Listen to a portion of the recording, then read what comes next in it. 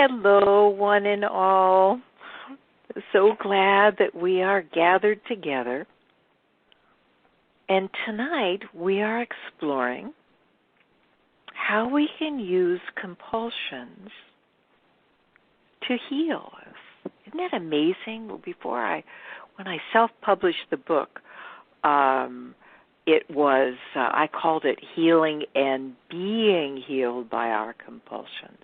Just let that in. Is it possible to not only heal, but be healed by our compulsions? And I say absolutely. So I invite you to come and sit on the moon with me. I have some wonderful big comfy chairs up there, and as you settle in, there before you, floating in space, is your home. This beautiful blue, green, white jewel of a planet. And has such deep creativity.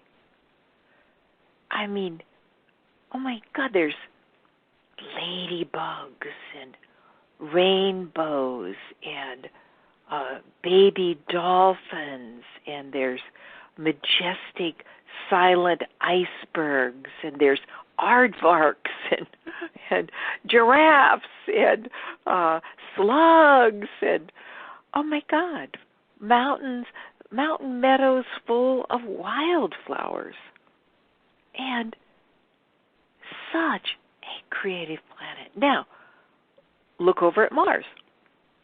Creative in its own right, but mainly it's red rock and dust. And then look over at Venus, a cauldron of gases. And then you look back at the Earth, and you see majestic cedar trees. Oh my God. And you see Brazilian parrots, and you see jungles with orchids in it, and you see, hummingbirds. I mean, I don't know if you've ever seen that program on PBS that is about the hummingbirds. I think it's in a nature program. I think you can find it online. Oh my God, it will just blow your mind. Such creative beings. And I live in a magical garden, and I live in a 106-year-old cottage that's tucked under a 153-year-old maple tree, and I look out on a secret garden with a pond and everything, and I have 3 hummingbird feeders, and so this yard is filled with hummingbirds, and it's just it so deeply touches my heart. But go back to sitting on the moon and seeing the Earth, and realize that there's over 7 billion of these creatures called human beings that live on this planet, and most of them have clouds around their heads. Most of them are not here for life. Most of them don't really taste life, don't really touch life, don't really hear life, don't really feel life, because they're caught in their minds. They're caught in a conceptual world. They're caught in thinking about life rather than truly experiencing it. And this wasn't always so. When all of us were young, very, very young, there was not a thought in our head. Not one. Not one. And slowly and surely, as our head began to be filled up with thoughts, there was a time we didn't know our name, and we didn't know that we were a boy or a girl. We were just being itself. And as we grew up and our head began to be filled with thoughts, with this self-image, this idea of who we are, we began to become human doings rather than human beings. And slowly and surely, we began to leave our bodies. We began to hold our breath. You know, I've searched. Somebody once told me about a study that was done with children and their breathing patterns, and all of them were breathing exactly their natural breath, like dogs and cats do. If you have a dog or a cat or around a very young baby, watch. Their breath moves, well, it actually moves their entire body, but you can't necessarily see that in the limbs. But you can watch. Their whole trunk moves when they breathe. And all of the children were breathing this way before they went to preschool, and not one was breathing their natural breath by the time they went to first grade. Not one. And so we all have learned how to hold our breath.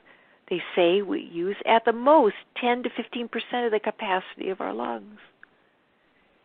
We hold our breath, we tighten our body, and we have run away to our minds. To our minds trying to do life. Deepak Chopra says we have 65,000 thoughts a day. And I like to add that most of them are repeats from the day before. And most people are not aware that they're caught in this conceptual world that is always trying to get to the good stuff and leave the bad stuff behind. And if you watch it very carefully, and I've worked with people for over 35 years, I've seen into the minds and into their hearts.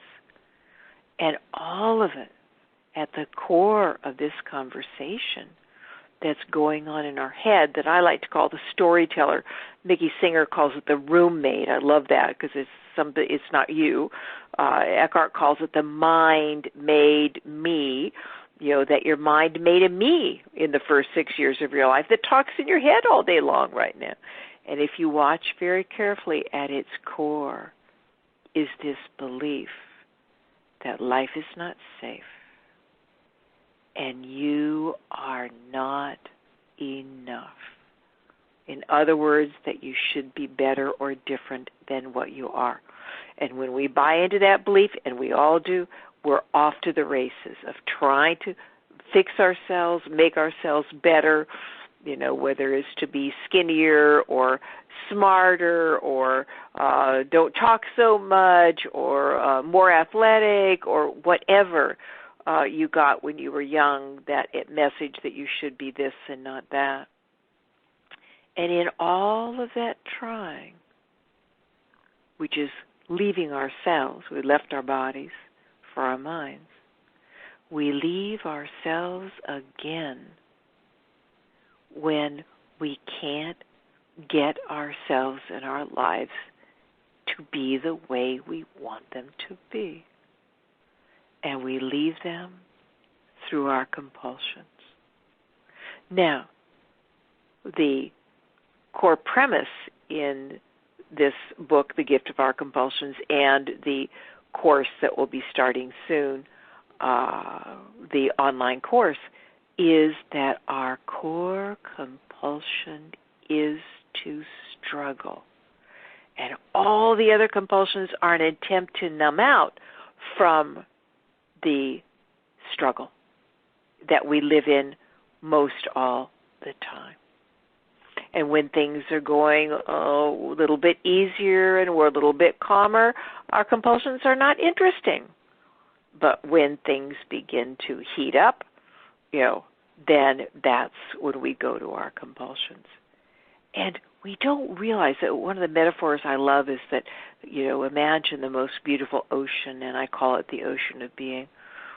That is who you truly are. And we make contact with that ocean of being right here, right now. It's always with us. And we knew it well when we were tiny. We were it.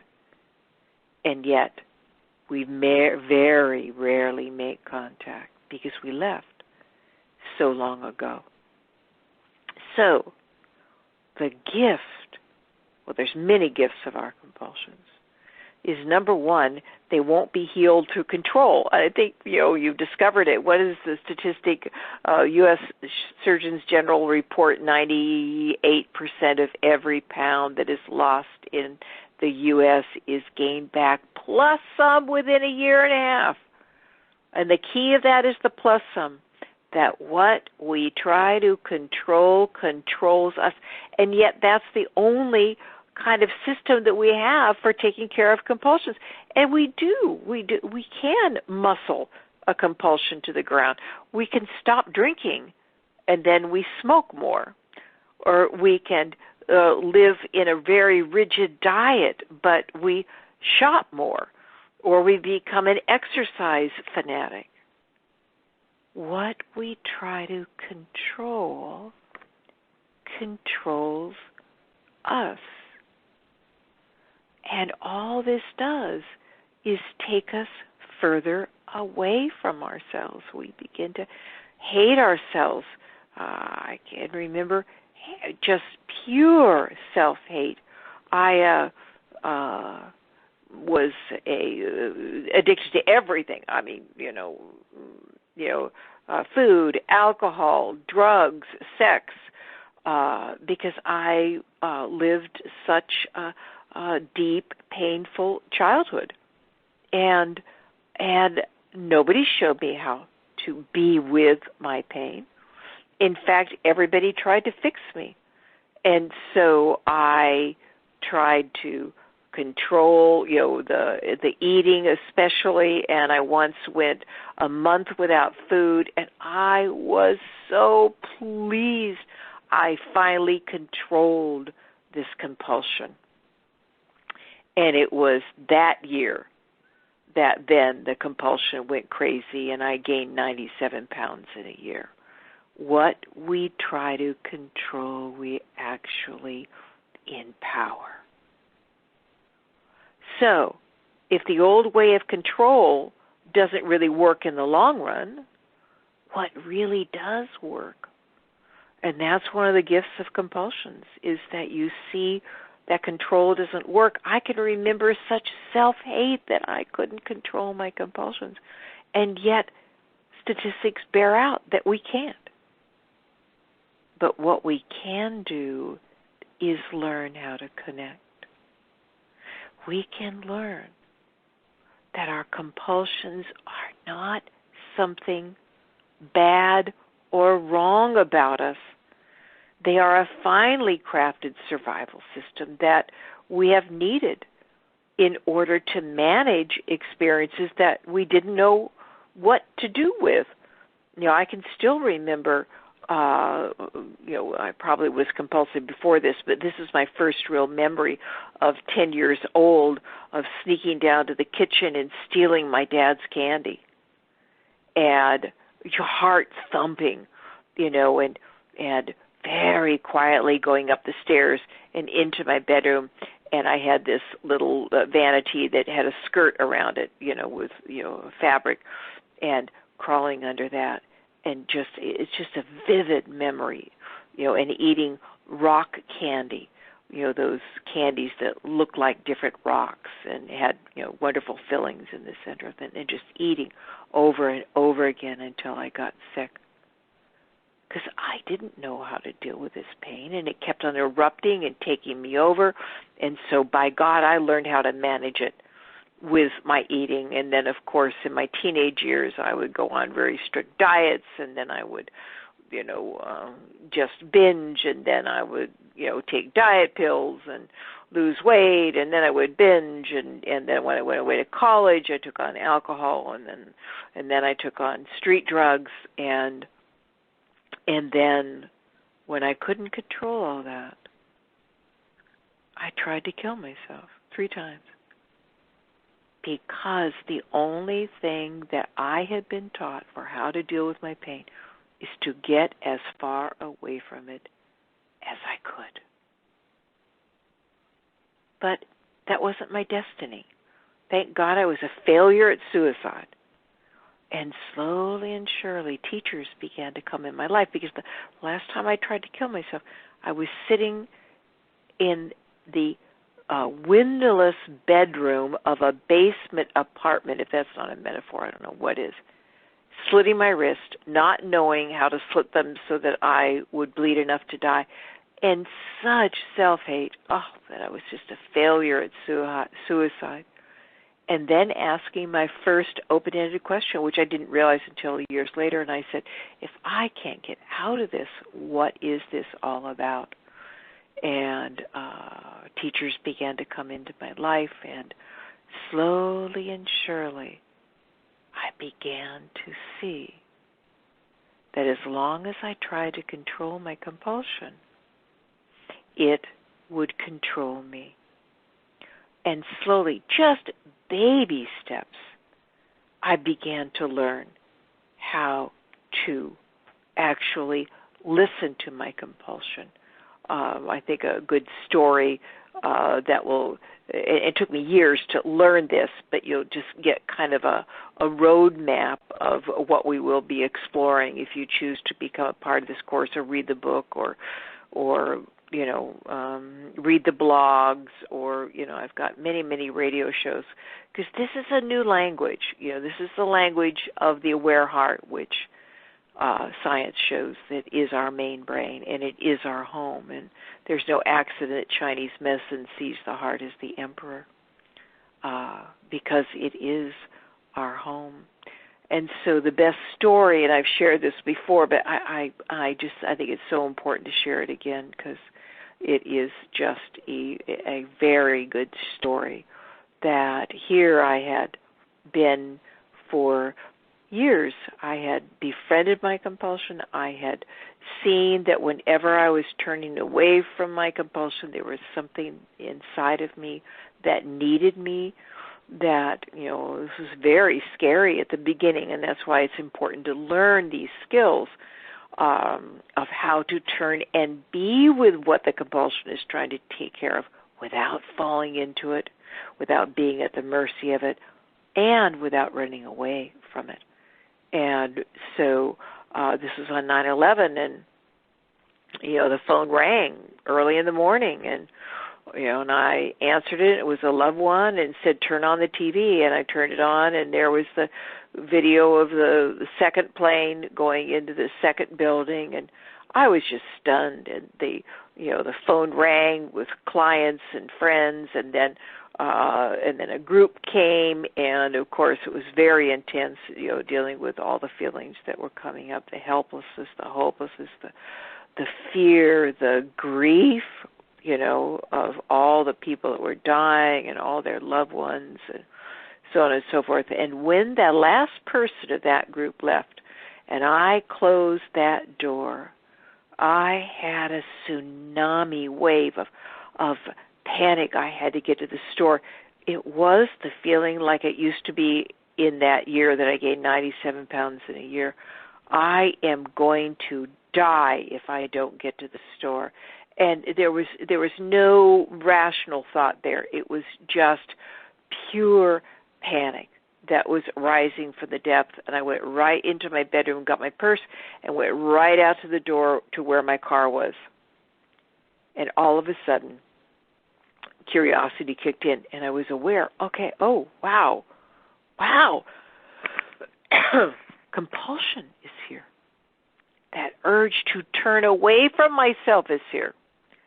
And so I said to the compulsive one, because I had befriended it over the years, and I said, oh, okay, well, just I remind you, if we go to the store, we don't feel very good when we do that. And the compulsion said, don't give me any of that awakening crap. We're going to the store. And I didn't force the issue, because the old paradigm is trying to control. And that only works for short periods of time. The new paradigm is about connecting. And that's so much about what this work is about. And I said, oh, okay, I understand. And I'll tell you what, I said, will you give me a few minutes on the porch, 10 minutes on the porch, and let me at least just notice what you're trying to take care of? And then if you still want to go to the store, we'll go to the store. And that compulsive part of me knew, it trusted me. It knew I would keep my word. And so it said, okay.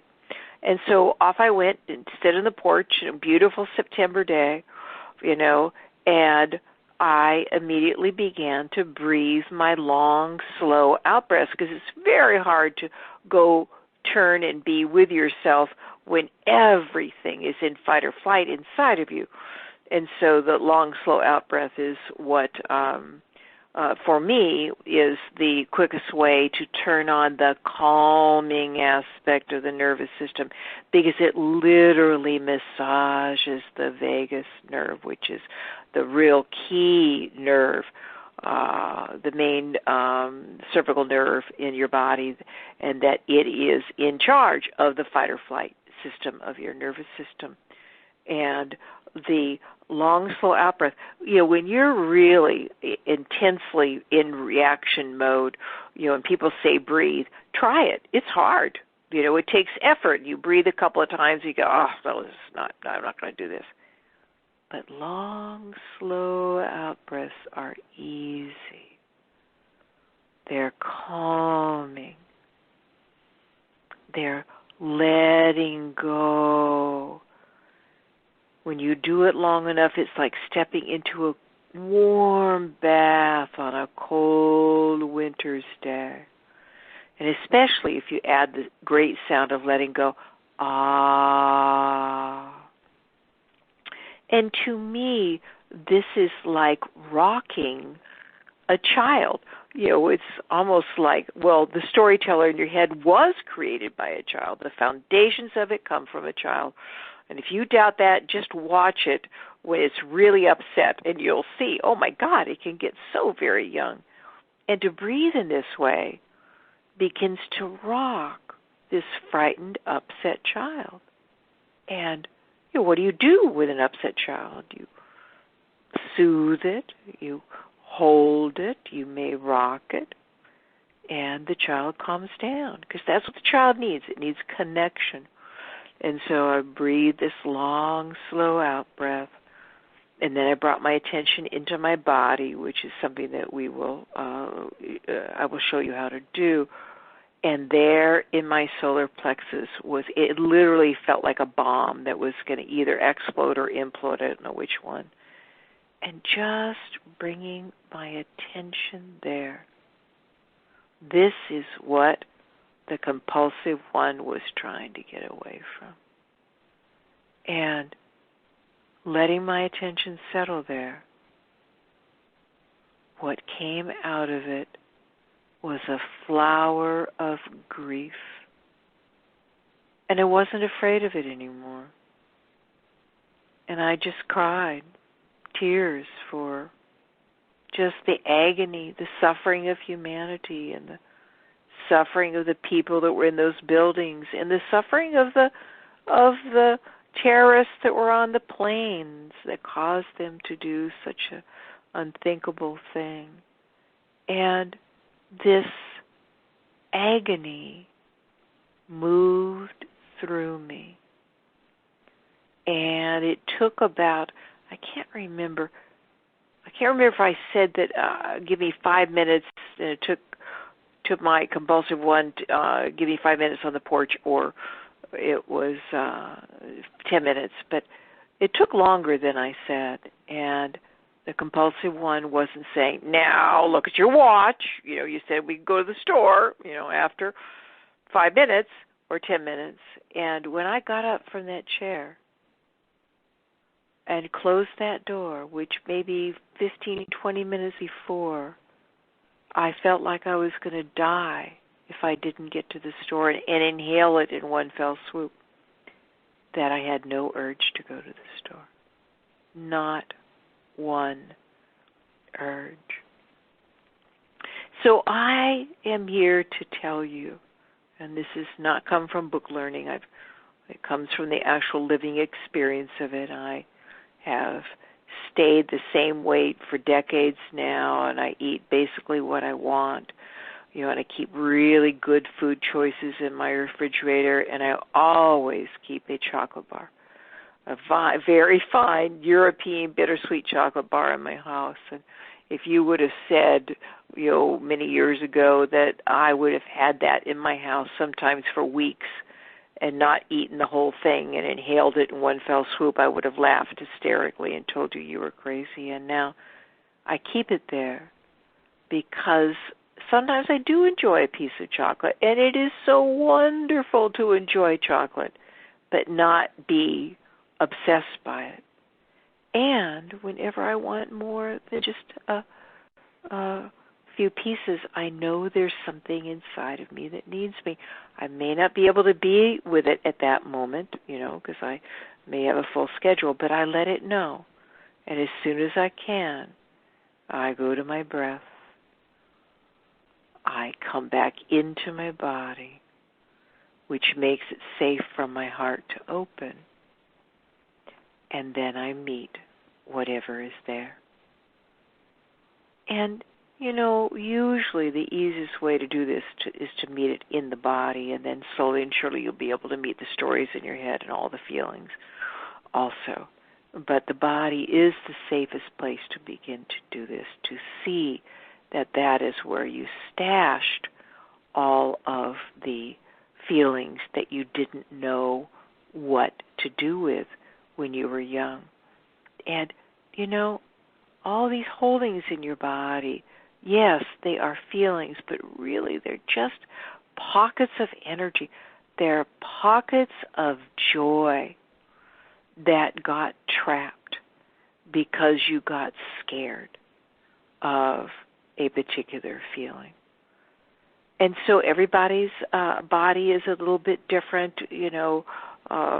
generally, our grief is oftentimes expressed in our throat or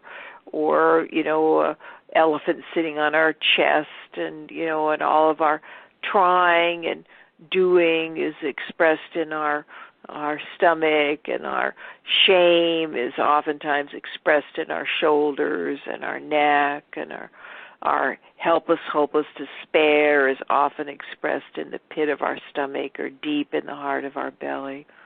It's different for everybody. But to begin to learn the art of turning towards, that's what we will be exploring. And the wonderful thing about this course is that every week you will get a written version of it, an audio version, and a video version. So everybody learns a little bit differently, and you don't have to do all three, that you can pick and choose, what works best for you. And then every other week we meet on Zoom, and oh my God, it feels like you've come into a family, and we just share and explore together, and you never have to talk if you don't want to. And if you can't make Zoom, then you can send in questions and you get a recording, and all of this stuff you will have for the rest of your life, And then we meet on Facebook every other week. So we're meeting every week. And in Facebook we meet at 10 o'clock Pacific time so that people from other parts of the world can come in and gather together, because that's really what's happening. So I invite you to come back on the moon again and just see this beautiful planet that most people have clouds around their head. They're not here for life. And what we're doing is we're using our compulsions to get to know the world of struggle. You don't get beyond struggle by trying to fix it. It's just more struggle. But it's getting to know it, getting to know that bubble of struggle. And there's practically nothing, great illness or a real difficult time in a relationship or compulsions, all of those are tailor-made to help you see your way of struggling, how fear talks inside of you, how sadness feels inside of you, how anger expresses inside of you. And slowly and surely, you begin to be with the bubble of struggle rather than falling into it and be run by it or spending your time running away, which is our compulsions. And the core compulsion is to struggle. And so I invite you to just really see where you are on this planet and see that the clouds around your head are beginning to thin. And see yourself have moments where, rather than being lost in struggle, you're just here for life. And that you begin to trust it. Not all the time. You go back into the bubble of struggle, but every time you're pulled back into the bubble of struggle, every time your compulsion comes, there's something to learn. And then you have another moment, or two, or three, or four, where you come back and you really see your life is for you. Well, there's a great quote from Eckhart Tolle, who wrote The Power of Now and The New Earth, and I just love this. And I won't say every word exactly right, but it's close to it. Life will give you the exact set of experiences you need in order to become a conscious human being. How do we know they're the right set? Because you're having them. Just let that in. Feel how you can really, literally trust your process. And when he says, we'll give you the exact set of experiences to become a conscious human being, it means so that the clouds of your struggle thin. And a conscious human being is one who is here for life, is actually seeing, tasting, touching, hearing, feeling, opening to this vibrant moment, which is the only moment that matters in your whole life. So come join us. Come join us, and if that doesn't work for you, know that there's a special that Deborah is giving. I think she'll email you a price off of it, but also there's a sliding scale if that is still too much for your budget. Come. It's just so important that we are gathered together now. Margaret Mead, the great anthropologist, said, "Do not doubt that a small group of people can change the world. Indeed, it's the only thing that ever has." And to gather together with people that are brailing their way out of the bubble of struggle, using compulsions as their guide, as their teacher, as their ally, rather than something bad and wrong about them and it needs to be controlled. Oh, the joy of that. And then see, as your clouds thin, the people you touch, their clouds thin. And then see, slowly and surely, more and more of humanity. The clouds around their head lifts, and they again know the joy of being fully alive. Thank you all for listening. Namaste.